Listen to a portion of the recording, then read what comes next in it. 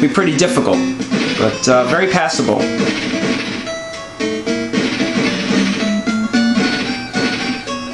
Nice thing about this is I feel really good about myself because I was able to pull this off. I mean, there was a long time ago I never thought I'd ever get a perfect score on this game.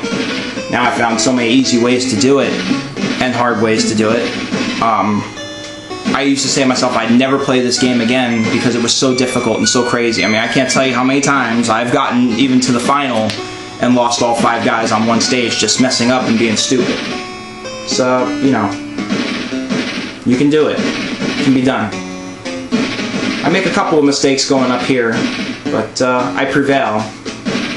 I'm really proud of myself, though, being the second person ever in history known to get a perfect score on this game by the official rules. So, it's huge for me. And, you know, it's what I'm trying to do. I'm trying to catch the top NES player in the entire world. Stopwatch, as you can see, very imperative here. It doesn't kill the skeleton, though, while the stopwatch is going, though. You gotta be really careful with that, because when you don't know what you're doing, you can really mess that up. Here, just time it. Now, as long as you do it right then and there, you're fine. It would have been okay for him to grab the axe, but I didn't want Grant to grab the axe right now. We don't need it right now. And grab it when he needs it. This next area here coming up is where I mess up an awful lot. Well, used to anyway. Never again. That little sneaky bat, man. As much as he looks innocent, one mistake, one hit in the wrong area, knock you right off the fucking ledge and your game's over, baby. Do not jump on those things at any cost. With any character. I do it. Not in this stage, but I do it in the later stage, and I make a big risk. You can jump on that ledge, and you can jump on that ledge, but do not jump on the ones that are thin or with the spikes. And don't jump up to get those candles with Grant, because he jumps too high, and you will die. And that will be the end of your run as well. Not only will it be the end of your run because you die, but it's the end of your run because you're not going to get the holy water again. And without the holy water, I don't see how you're going to beat the next 3 enemies coming up. You can do it. I've done it, but it's not a pretty sight. Very risky. Plus, I do some point pressing in this stage too at the end here. Just gotta figure out the patterns. It's the most important thing, because sometimes they come out at random, especially those bats. And the second quest, let's not even go there. Don't need that axe and that candle. You just want to grab your hearts and build your hearts up, because you're gonna need them. You got 3 enemies you gotta fight at once. So, I know you guys like to call them bosses. I like to call them enemies. Be careful here, because these little characters come out and they will do whatever they can to stab you and knock you off the fucking ledge. It's happened to me so many times, guys. I can't tell you how many times these friggin' knights, these floating knights, and all this shit has ruined my entire run. Just for me being stupid, not taking my time and not being careful. Very risky move I made there. Do not try that at home. If you must, go ahead, but I don't recommend it. Another risky move I make here, I jump up not knowing even where that enemy's going to appear, but you just have to, sometimes you have to take risks in certain things. This here, another risk I took right here, do not go to the right side like I'm doing. It's very stupid what I'm doing, but I wanted to rack up my points, so as you can see, I just made a big mistake, but I wanted to rack up a few points. I only take a little bit of a chance, and I get moving pretty fast. Why even risk it? It's not worth it, folks. It is a nice little area to point press some mummies, but also if I fall down too far with my hearts, what's going to happen? I'm going to lose. And if I would have got hit by that mummy wrapping, that could have really hurt my run. Pretty easy here. Your holy water will take care of these stupid mummy twins right here. They're nowhere near as the same as the ones in Castlevania 1. This second enemy here can be tough if you don't do the jumps just right. Be careful with this guy because he will fuck you up. He is not like the first one in this game, in the original stage where he starts out, in the Cataclysm stage, where you grab Sypha. He can very easily pinpoint where you're going to jump, how you're going to jump. You need to make sure you jump out as far as possible when he is at the edge with you. Because if you don't do it just right, he will come out, smash you with the hammer, or bump into you and knock your energy off, and then run into you and kill you off. Very simply, folks. He's actually harder than the third enemy coming up here in a minute. But if you time it just right and just run, it would be nice if Grant had a whip, then it would be simple.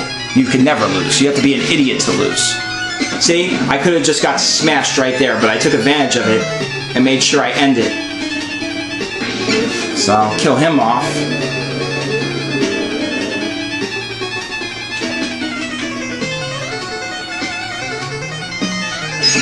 Just take your holy water and take care of that.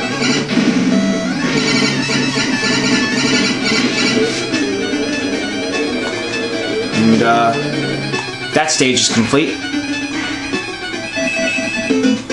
And we're just about halfway there, folks. 540,000 already. Back, but I also get fucked up and I put myself in a very stupid situation. End up losing my holy water. But I think it would impress a lot of you to see what I do next. I don't even understand how I do it. But it's crazy.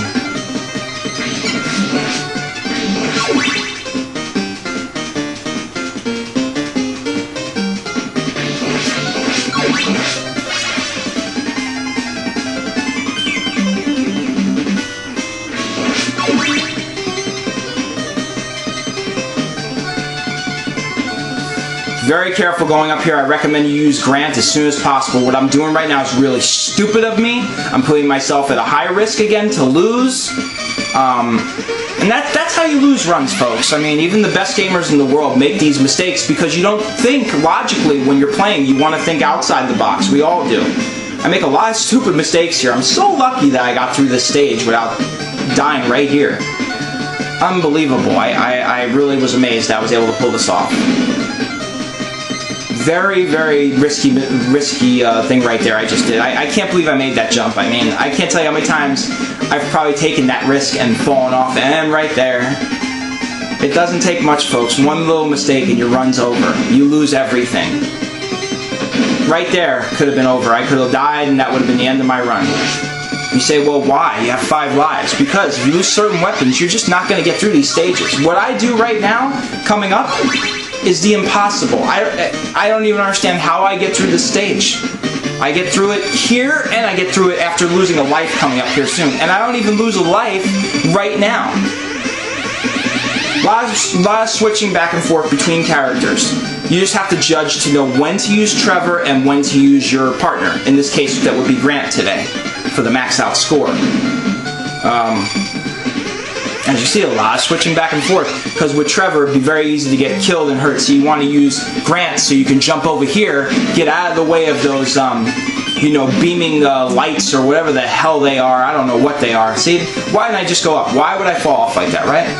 But this is what I'm talking about. You want to make a comeback, you do it like that. And you go over there and you get your meat, and just like that, you're only down to 1/4 of energy off. And you could very easily now run through. And I figured, I was very excited, and look what I do. I let the stupid bat kill me. And here, where it's finally almost over and I'm going to the Doppelganger, I make the dumbest fucking mistake that a world champion gamer could ever make. Why would I use Grant to jump across this thing when I could have used Trevor